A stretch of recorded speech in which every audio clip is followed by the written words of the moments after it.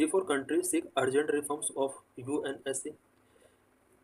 We will discuss about L69 G4 groupings. What is issue?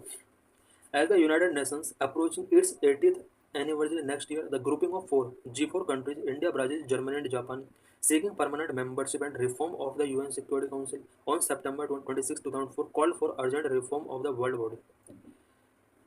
Yesterday, it means 26 सितंबर को G4 ने United Nations के अंदर security council के अंदर रिफॉर्म करने के लिए अपना जो स्टैंड है वो रखा है। G4 कंट्रीज के अंदर India, Brazil, Germany and Japan countries आते हैं। नेक्स्ट ईयर यूनाइटेड नेशंस अपना 18th एनिवर्सरी सेलिब्रेट करने जा रहा है और G4 कंट्रीज का पूरा कोशिश है कि वो यूनाइटेड नेशन सिक्योरिटी काउंसिल के अंदर परमानेंट मेंबरशिप गेन करें और रिफॉर्म इसके अंदर इनिशिएट करें। Other plurilateral groupings such as the L69 and C10 also accord these calls. United Nations security council के अंदर रिफॉर्म्स होने चाहिए और परमानेंट मेंबरशिप बढ़ना चाहिए। इसको L69 कंट्रीज ने, C10 कंट्रीज ने भी एक्वार्ड किया है, सपोर्ट किया है। About G4 groupings, the G4 is a grouping of Brazil, Germany, India and Japan. Those are aspiring to become permanent member of UNSC. G4 countries वो countries हैं जो यूनाइटेड नेशन सिक्योरिटी काउंसिल्स में permanent membership चाहते हैं और United Nation Security council में कुछ reform करना चाहते हैं। G4 ग्रुपिंग के अंदर 4 कंट्रीज आ जाते हैं। All G4 countries are supporting each others bid for permanent membership of United Nation Security Council. These G4 nation traditionally meet on the sidelines of annual high level UN General Assembly session. ये जितना भी G4 countries हैं वो एक दूसरे को इसलिए support करते हैं ताकि वो यूनाइटेड नेशन सिक्योरिटी काउंसिल की मेंबरशिप, परमानेंट मेंबरशिप इन्हें मिल सके और साथ में यूनाइटेड नेशंस जनरल असेंबली की जो इनका हाई लेवल मीटिंग होती है उसके साइडलाइन इनका ट्रेडिशनल मीटिंग होता है। About L69 grouping, L69 consist of 32 developing Nations including India from Asia, Africa, Latin America, the Caribbean and the Pacific nation. L69 के अंडर 32 डेवलपिंग नेशंस हैं जिसमें India भी इंक्लूड है। ये कंट्रीज स्पेशली एशिया रीजन से, Africa reason से, Latin America reason से, Caribbean and Pacific region से आते हैं।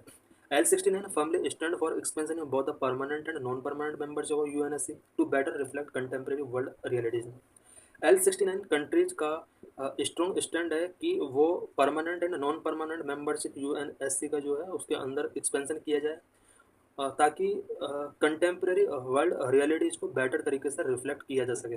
It's aim is to achieve a more accountable, representative, transparent and relevant Security Council.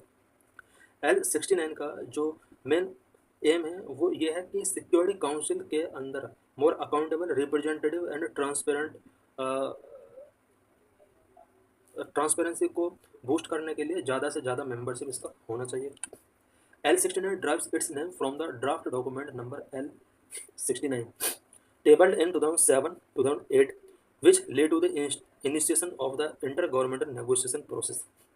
L69 इसमें इसका नाम L69 इसलिए पड़ा बिकॉज एक डॉक्यूमेंट ड्राफ्ट किया गया था नंबर L69 2007-8 में इसको टेबल्ड किया गया था, उसी से इसका नाम L69 पड़ा। About C10 grouping, C10 is a committee of 10 members का एक committee, a group of African countries that is part of African Union. C10 African Union के 10 कंट्रीज का एक ग्रुप है। The committee of 10 heads of state and government dedicated to advancing education, science and technology. C10 countries का जो effort है वो education, science and technology में अपने आप एडवांस करना है। C10 members play a crucial role in promoting education, science, technology and innovation as key element in achieving the vision of the Africa we want as outlined in Agenda 2063. C10 members का education sector में, science and technology sector में and innovation sector में crucial role है because in countries का जो agenda 2063 है वो the Africa we want का जो एजेंडा है या विजन है उसको अचीव करने के लिए C10 मेंबर कंट्रीज एक इम्पोर्टेंट रोल प्ले कर रहे हैं एजुकेशन सेक्टर में, साइंस सेक्टर में, टेक्नोलॉजी सेक्टर में, इनोवेशन सेक्टर में। So thanks for watching.